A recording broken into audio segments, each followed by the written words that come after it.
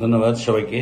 সুপ্রিয় দর্শক, আমি সিএস নিউজ টিভি বিডি থেকে আপনাদেরকে স্বাগতম জানাচ্ছি।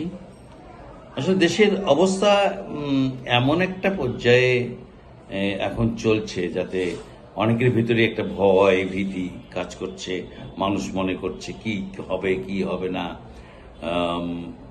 মানে গতকাল যখন আপনার একটা গুজব ছড়িয়ে পড়লো যে আমাদের প্রধান উপদেষ্টা আপনার হলো ডক্টর ইউনূস পদত্যাগ করবেন এবং তিনি চলে যেতে চান, এবং আজকেও কিন্তু এই ব্যাপারটা নিয়ে কিন্তু মোটামুটিভাবে কিন্তু উনি সাক্ষাৎকার দিয়েছেন এবং সেখানেও একই কথা বলেছেন।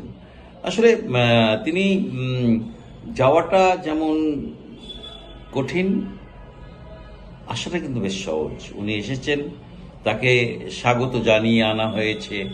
বিশেষ করে আপনার হলো 5ই আগস্টে যখন সরকার পতন হয়ে গেল, অর্থাৎ স্বৈরাচারের পতন ঘটল, স্বৈরাচারের শেখ হাসিনা যখন আপনি দেশ ত্যাগ করলেন, তারপরে কিন্তু আমাদের 3 দিন কিন্তু আমাদের মোটামুটিভাবে কিন্তু দেশে কোনো প্রধানের দায়িত্বে কেউ ছিলেন না। অর্থাৎ নির্বাহী প্রধান, যিনি প্রধান উপদেষ্টা, প্রধানমন্ত্রী, এরকম কেউ ছিলেন না। 8 তারিখে উনি আসলেন বিদেশ থেকে, তারপর তার শপথ হলো।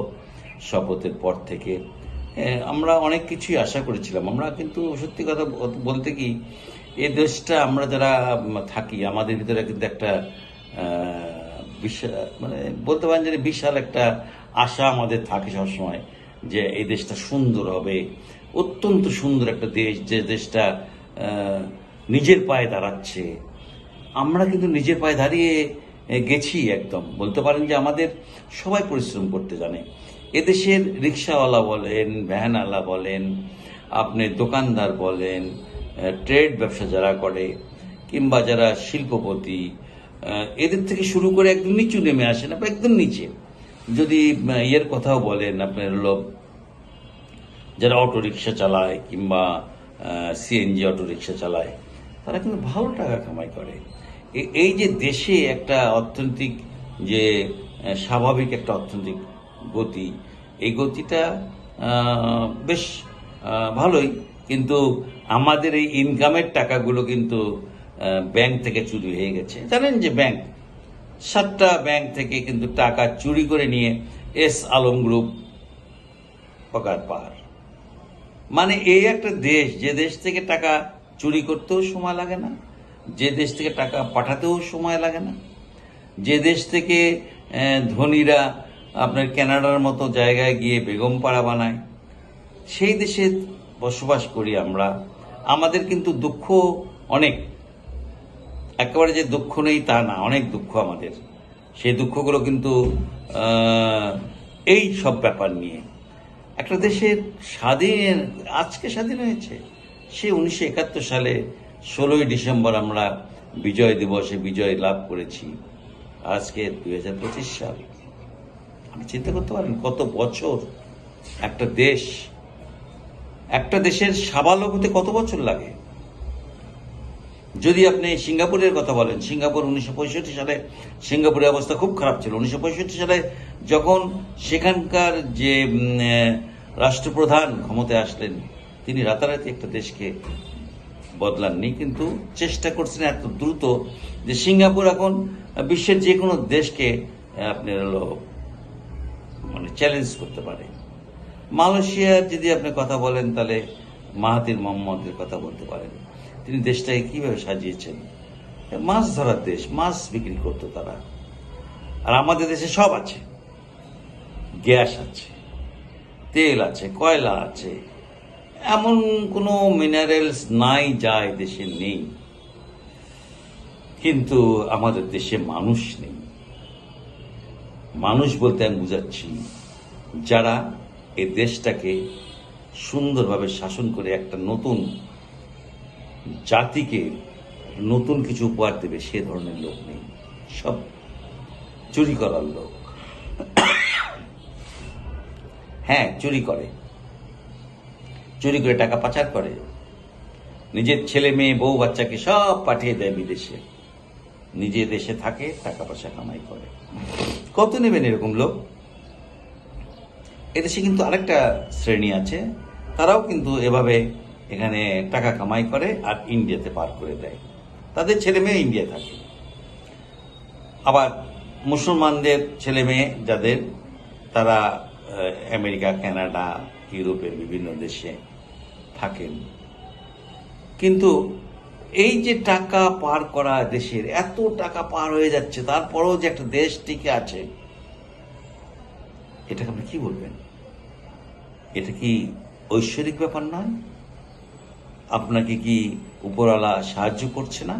উপরওয়ালা সাহায্য করছে দেখেই আজও এদেশে মানুষ দুবেলা খেতে পারছে, মানুষ জমিতে চাষ করছে। যে জমিতে তিনটা ফসল হয়, সেই দেশের মানুষ আমরা। হয়তো না খেয়ে কেউ মরবে না, কিন্তু দেশটাকে ঠোঙ্গা বানিয়ে দিয়ে একটা কি বলবো আমি, যে ঠোঙ্গার তলা নেই, যেটা হেনরি কিসিঞ্জার বলেছিলেন যে বাস্কেট মানে তলাবিহীন বাস্কেট, ঠিক তলাবিহীন বাস্কেটের মতন। টাকা আমরা ইনকাম করছি, টাকা সবকিছু নিয়ে এসে ব্যাংকে রাখছি, আর সেই ব্যাংকের টাকাগুলো নিয়ে চলে যাচ্ছে এসালম গ্রুপ, না হলে XYZ গ্রুপ। আপনি বগুড়ায় দেখেন না, বগুড়ায় কত আপনি ব্যাংক লুট করে শেষ করে দিয়েছে। এখান থেকে ব্যাংক লুট করে টাকা ইন্ডিয়া পার করে দিয়েছে। হ্যাঁ, এই যে আপনি এখানে দত্ত ফ্যামিলি আছেন, আপনার দত্ত ফ্যামিলি যারা ছিল, গাড়ি নিয়ে চলতো, হাই ফাই অবস্থা। শ্যামা দত্তর ছেলেরা, 3 ছেলে, ষষ্ঠী, পিন্টু, সমীর, কোটি কোটি টাকা পার করে নিয়ে চলে গেছে। আমরা তো ব্যাংকের কাছে শুনি, হাওয়ায় শুনি, সত্যি মিথ্যা জানি না, 200 কোটি টাকা নাকি তাদের ব্যাংক ঋণ। এখানে তাদের বাড়ি ঘর সবই আছে, কোনো কিছু দখল করতে পারছে না, কারণ তাদের 4 ভাইয়ের মধ্যে 1 ভাই কোনো টাকা নেননি ব্যাংক থেকে। ব্যাংক ওখানে চিপার মধ্যে পড়ে গেছে, মানকের চিপা বোঝেন না, মানকের চিপার মধ্যে পড়ে গেছে। তো এই দেশ থেকে হিন্দু বলেন, মুসলমান বলেন, যে যেমনের সুযোগ পায় টাকা চুরি করে নিয়ে পালিয়ে যায়। আর এইসব কথা যখন আমরা বলতে যাই, তখন কিন্তু খারাপ, আমরা খারাপ। আমরা তো চুরি করিনি ভাই কোনোদিন, আমরা তো এই দেশ থেকে টাকা চুরি করে নিয়ে যাইনি। এই দেশটা এখন এই অবস্থায়, বর্তমান যে অবস্থা, এই যে বর্তমান অবস্থাটা, আমরা চাই যে শান্তিপূর্ণভাবে অবস্থানটা, এই অবস্থা যেন টিকে থাকে। কারণ এই মুহূর্তে যে কথাটা উঠছে যে ইউনূস সাহেব পদত্যাগ করবেন, দেশের একটা অস্থিতিশীল পরিস্থিতি সৃষ্টি হতে পারে। দেশের মানুষ তো এরকম চায় না। আমরা কি সত্যি এরকম চাই? আমরা একটা সুন্দর দেশ চাই। এই দেশটা হবে আমার, আপনার, সবার।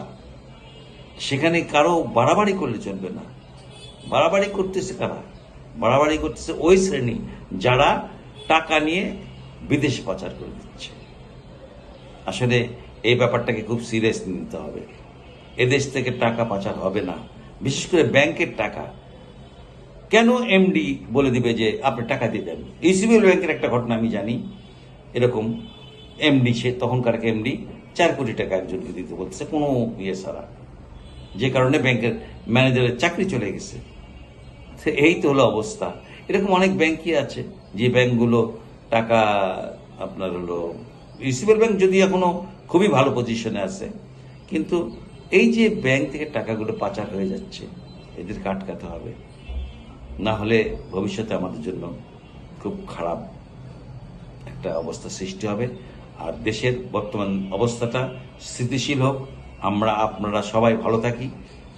উপরওয়ালার কাছে প্রার্থনা করেন যেন একটা সুন্দর দেশ গড়ে তুলতে পারি আমরা। ধন্যবাদ সবাইকে, ভালো থাকবেন, আমাদের সাথে থাকবেন। ধন্যবাদ।